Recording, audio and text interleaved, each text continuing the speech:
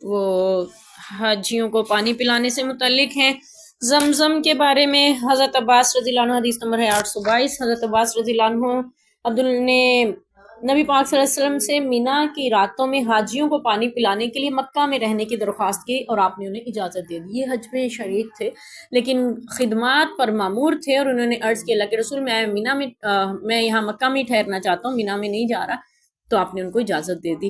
تو خدمات پر مامور افراد بھی حج ادا کر سکتے ہیں، جیسا کہ ہمارے ہاں ہوتا ہے کہ حج کرنے کے لیے جو قافلے جا رہے ہوتے ہیں ان کے ساتھ میڈیکل ٹیموں کو بھی بھیجا جاتا ہے، ان کے ساتھ گائیڈز بھی جا رہے ہوتے ہیں جو ان کی رہنمائی کرنے والے ہوتے ہیں، ان کے ساتھ بہت سے وہ لوگ بھی ہوتے ہیں جو کہ ان کو رستہ کھو جائیں یا گم ہو جائیں تو ان کو ڈھونڈنے والے، ان کو لا کے اپنے کیمپوں میں بٹھانے والے، یعنی اس طرح سے خدمت گزار بھی جا رہے ہوتے ہیں، اور وہ لوگ بھی وہاں پہ حج بھی ادا کر سکتے ہیں، ساتھ میں خدمت بھی کر سکتے ہیں۔ اس سے ہمیں یہ پتہ چلا۔ تو یہ نہیں ہے کہ اگر آپ ڈیوٹی پہ جا رہے ہیں تو صرف ڈیوٹی کریں گے۔ حج کے ارکان میں عمرہ تو ہوتا ہی ہے، باقی تو کچھ کرنا ہی نہیں ہوتا، بس میدانوں میں پہنچنا ہی ہوتا ہے، کہیں پہ دن میں، کہیں پہ رات میں، کہیں پہ ٹھہرنا ہوتا ہے۔ تو نبی پاک صلی اللہ علیہ وسلم حدیث نمبر 823 میں بھی یہی فرما رہے ہیں کہ آپ صلی اللہ علیہ وسلم نے فرمایا کہ یعنی زمزم مجھے بھی دو عبداللہ بن عباس سے، انہوں نے کہا کہ رسول میں آپ کے لیے نا تازہ ڈول میں سے نکال کے لاتا ہوں، یہ جو حوض ہے نا اس میں لوگ ہاتھ ڈالتے ہیں، ہاتھوں سے پیتے ہیں، آپ نے فرمایا اسی سے دو مجھے، اور آپ نے اسی سے نوش کروایا۔ اور پھر مزید فرمایا کہ اگر مجھے یہ ڈرنا ہوتا نا، اندیشہ نہ ہوتا کہ تم مغلوب ہو جاؤ گے، یعنی لوگ تمہارے اوپر رش کر دیں گے، ہجوم کر دیں گے، تو میں خود اترتا، کنویں میں سے پانی کا ڈول خود کھینچتا اور خود اس حوض کو یعنی بھرتا اور لوگوں کو پلاتا، لیکن پھر ہر کوئی ایسا کرنا چاہتا، اس لیے میں نہیں کرنا، ورنہ میرا خود بھی دل چاہ رہا ہے میں لوگوں کو پانی پلاؤں۔ اور پانی پلانا اسلام میں ویسے ہی بہت بڑی نیکی ہے، اور کسی کی پیاس بجھانا حدیث پاک کا مفہوم ہے کہ اللہ تعالیٰ قیامت کے دن کہیں گے کہ اے میرے بندے، میں پیاسا تھا، تو نے مجھے پانی کیوں نہ پلایا؟ تو وہ بندہ عرض کرے گا اللہ آپ تو پیاس سے پاک ہیں، بھوک سے پاک ہیں، بیماری سے پاک ہیں، یعنی مختلف سوال ہوں گے، اس میں یہ بھی ہوگا، تو اللہ فرمائیں گے کہ میرا فلاں بندہ پیاسا تھا، تمہارے پاس پانی موجود تھا، تم نے اس کو پانی کیوں نہ پلایا؟ اور زبیدہ نہر بھی وہاں پہ اس کے آثار آج بھی باقی ہیں۔ خلیفہ ہارون رشید کی جو بیوی تھی اس کے بارے میں آتا ہے کہ وہ اس نے کوئی ایسا خواب دیکھا تھا، تو اس نے تعبیر پوچھی تھی، تو یہ کہا گیا تھا کہ تم سے بہت سے چرند پرند اور انسان فیض پائیں گے، فائدہ اٹھائیں گے۔ تو پھر وہ اس نے حج پہ دیکھا کہ مینا مزدلفہ میں اور عرفات میں حاجیوں کو پانی کی بہت قلت ہے، تو اس نے وہاں پہ ایک نہر بنوائی تھی، اور پھر اس کا جتنا خرچہ تھا، انجینئر جو بھی تھا، اس نے آ کے جب وہ کاغذات اس کو دیے نا کہ ملکہ لے جا اتنا خرچہ آیا ہے، تو اس نے ان پیپرز کو دیکھنا بھی گوارا نہیں کیا اور کہا کہ ان کو دریا میں ڈال دو۔ تب سے یہ مثال بنی ہوئی نیکی کر دریا میں ڈال۔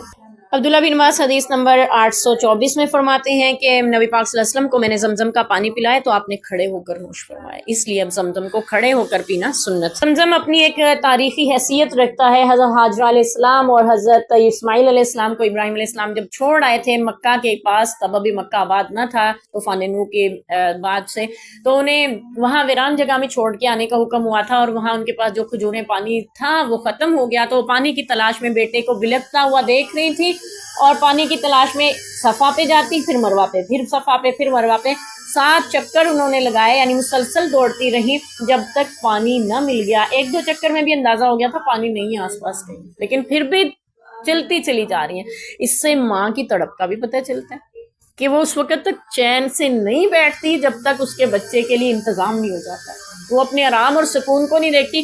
آج بھی اگر صفا مروہ کی صحیح اللہ ہر ایک کو سعادت نصیب کرے، انسان کرتا ہے تو تقریباً 1 کلومیٹر کا سفر بنتا ہے صفا سے مروہ پر، پھر مروہ سے صفا پہ واپس آئیں تو 2 کلومیٹر ہو جاتا ہے، یوں 7 چکر لگائیں تو 7 کلومیٹر تقریباً وہ فاصلہ بنتا ہے جو حضرت حاجرہ علیہ السلام، آج کل تو وہاں پہ فرش ہے نا، ماربل لگائے، رگڑائی ہوئی بھی، آرام سے آپ چل سکتے ہیں، اوپر چھت ہے، سایہ ہے، اے سی لگے ہوئے ہیں، ٹھنڈک ہے ہر طرف، پیاس لگے تو پانی کے کولر بھی موجود ہیں۔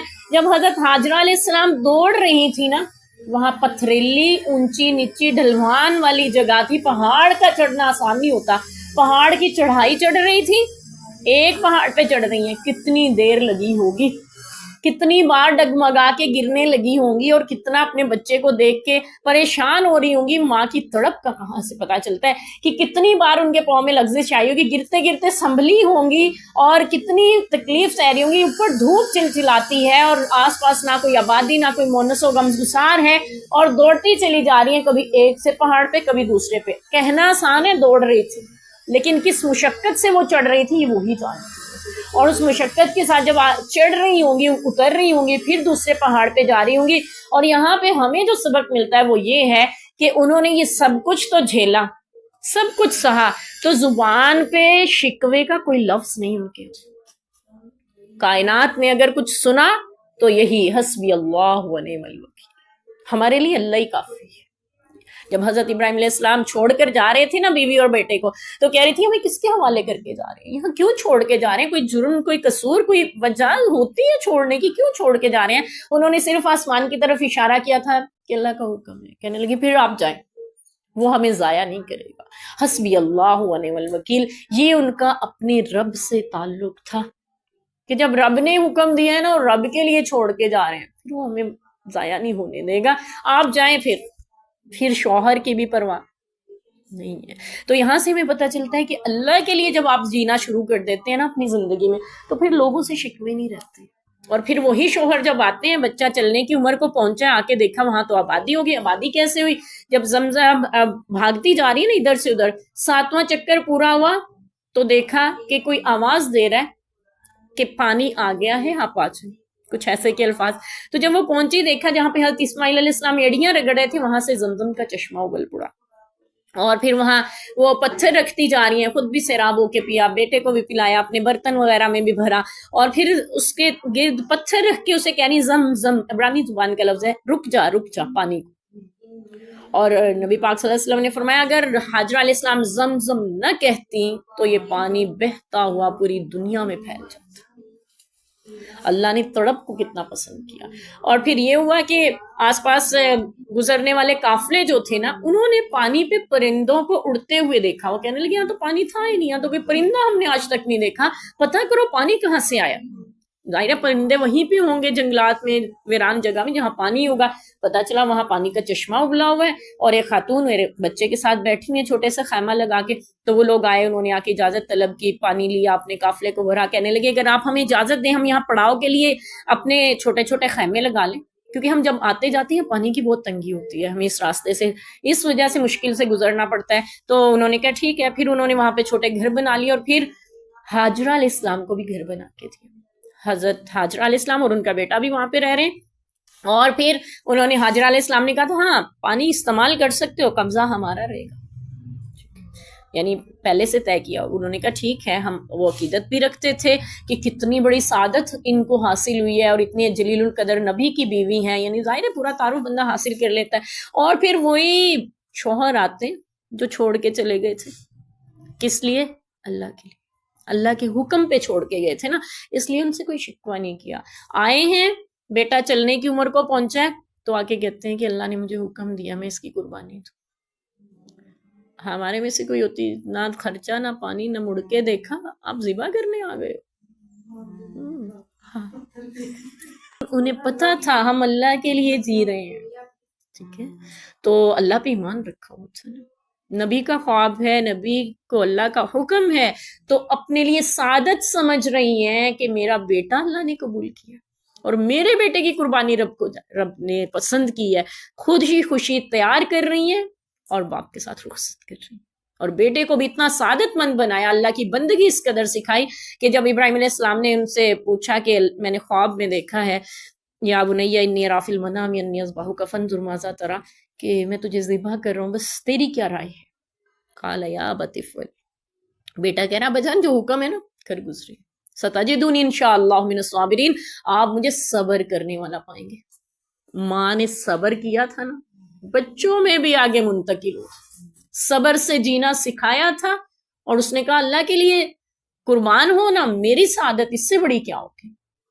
تو یہ بہت بڑا پیغام ہم خواتین کو ملتا ہے, کیونکہ ہم لوگوں کے لیے جیتے ہیں, ہم نیکیاں بھی لوگوں کے لیے کرتے ہیں، کسی کے ساتھ احسان، گھر کے کام بھی ہم لوگوں کے لیے کرتے ہیں. لوگ میری تو کوئی ساس نہ تعریف کرتی، نہ نندیں کرتی ہیں، میں اتنا کھپتی ہوں مرتی ہوں، شوہر نے کبھی نہیں کہا کھانا اچھا بنا ہوا ہے. یعنی ہم سارے کام کس کے لیے کر رہے ہوتے ہیں؟ بس لوگوں کے لیے.